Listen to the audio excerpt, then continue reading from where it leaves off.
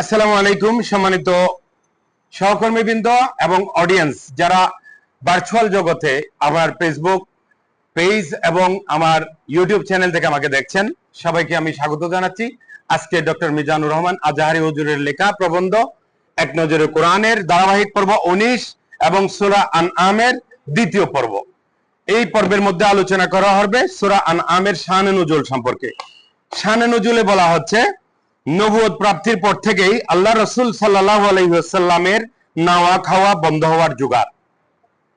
দিন রাত মক্কাবাসীদের দাওয়াত দিয়ে থাকতেন, কিন্তু মুশরিকরা কি আর সোজা পথে দেখতে পায়? তারা নবীজিকে নানাভাবে হেয় করে হট করতে লাগলো। কখনো কবি, কখনো জাদুকর, আবার কখনো বা মিথ্যাবাদী রটিয়ে দিল এরকম নানান কিসিমের গুজব। উপরন্তু কেউ ইসলাম গ্রহণ করলেই তার উপর শুরু হতে যেত কুরাইশদের রকমারি জুলুম। দিন দিন এই অত্যাচারের মাত্রা বাড়তে লাগলো। ফলস্বরূপ এইরকম দেশ ছাড়তে বাধ্য হন বেশ কজন সাহাবী। আর এই সময়টাকে আল্লাহ রসুলকে সাহায্য সহযোগিতা করার মতন কেউ ছিল না। আল্লাহ তাকে ধৈর্য ধরার উপদেশ দিলেন। ধৈর্যের বিনিময়ে তিনি অন্যান্য নবীকে বিজয় দিয়েছিলেন, মনে করিয়ে দিলেন সে কথা। আর এর অল্প কিছু সময় পরেই আশার আলো জ্বলে ওঠে মদিনায়। মদিনার আউস ও খাজরাজ গোত্রের নেতারা এলেন, নবীজিকে মদিনায় সাদরে বরণ করে নিলেন। কোন গোত্রের কথা বলছে? আউস ও খাজরাজ। এই দুইটা গোত্রের নেতারা কার কাছে আসছেন? আমাদের নবী করিম সাল্লাল্লাহু আলাইহি সাল্লামের কাছে আসছেন এবং উনাকে সাদরে বরণ করলেন। আর ধীরে ধীরে মুসলিমদের সংখ্যা বাড়তে থাকলো। সেখানে তৈরি হয় একটি ইসলামী মুসলিম রাষ্ট্র। নবীজি ওখান থেকে অনেকগুলো যুদ্ধ পরিচালনা করেন। এইরকম একরকম মক্কা বিজয় হলো। আল্লাহ তার নবীকে দেওয়া ওয়াদা পূরণ করলেন। আল্লাহ এই সূরাটি নাজিল করে ওই সময়কার মুশরিকদের হালচাল তুলে ধরলেন, ফুটিয়ে তোলেন ওদের নানান বিকৃতি ও অসারতা। শিরক বন্ধ করে এক আল্লাহর ইবাদত করতে বলেন, আর তা না হলে কঠিন শাস্তির হুঁশিয়ারিও দিয়েছেন। সেই সাথে মুসলিমদের দিয়েছেন আসন্ন বিজয়ের সুসংবাদ। দেখুন তিরমিজি ইবনে মাজাহ। আমরা এই পর্যায়ে কি শান নুজুল নিয়ে আলোচনা করেছি। কোন সূরা? সূরা আনআম। একটু কথা বলি, শেয়ারিং। এখানে সামনে তো অডিয়েন্স আছেন, আমার সহকর্মীরা আপনারা আছেন না। আজকে আমরা কোন সূরা নিয়ে আলোচনা করছি? সূরা আনআম। সূরা আনআমের অর্থ কি জানেন? নামের রহস্য, যেটা আমি গত পর্বে আলোচনা করেছি, তারপরে আপনাদের বোঝার সুবিধার্থে একটু করি। আনআম শব্দের অর্থ হচ্ছে গবাদি পশু। গবাদি পশু আনাম। আল্লাহর দেওয়া গবাদি পশুকে কেন্দ্র করে কিছু মানুষ কিভাবে শিরকে লিপ্ত হয় তা এই সূরার 136 নম্বর আয়াতে আলোচনা করা হয়েছে। যেহেতু গত পর্বে এগুলো আলোচনা হয়েছে, আমি জাস্ট শুধু নামের অর্থটা বলেছি, ঠিক আছে? এখন আমরা ধারাবাহিক পর্ব এই 19তম পর্বের মধ্যে আলোচনা করব কি সেগমেন্ট, যিনি মিজানুর রহমান আজহারি হুজুর যেভাবে সাজিয়েছেন। সেগমেন্টের মধ্যে 3টা পয়েন্টে উনি মার্কিং করেছেন। সকল নবী রাসূলের আহ্বান তাওহীদ। সকল নবী রাসূলকে আল্লাহ তাআলা সঠিক পথ দেখিয়েছেন, আর সেই পথ হলো তাওহীদের পথ। দ্বিতীয় কথা হচ্ছে সেগমেন্টের আইন তৈরির কর্তৃত্ব একমাত্র আল্লাহর।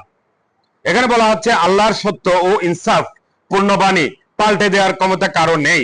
নতুন করে আইন বানানোর ক্ষমতাও আর কাউকে দেওয়া হয়নি। তৃতীয় পয়েন্টে বলেছে সেগমেন্টের মধ্যে তাওহীদ শিরক দ্বন্দ্বের সার কথা।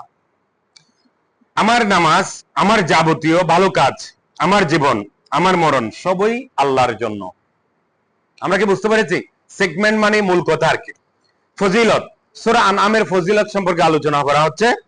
কোরআনের অল্প কিছু সূরা শুরু হয়েছে আলহামদুলিল্লাহ দিয়ে, মানে আল্লাহর প্রশংসা করার মাধ্যমে।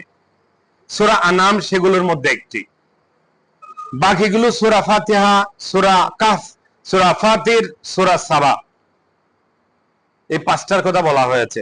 নবী রাসূলুল্লাহ সাল্লাল্লাহু আলাইহি সাল্লাম বলেছেন, যে ব্যক্তি কোরআনের প্রথম 7টি সূরা আঁকড়ে ধরে সে জ্ঞানী।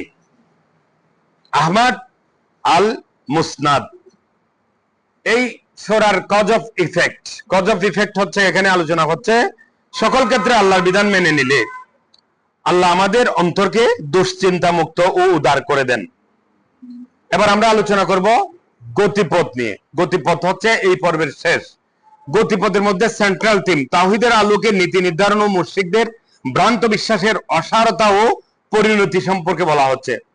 গতিপথের মধ্যে 1 নম্বর পয়েন্টে আলোচনায় আসছে তাওহীদ, মহাকাশ ও পৃথিবী এবং এগুলোর মধ্যে যা কিছু আছে আল্লাহ সবকিছুর একমাত্র মালিক, আর নিয়ম তো এটাই, মালিকের আদেশ অনুযায়ী গোলামরা চলবে।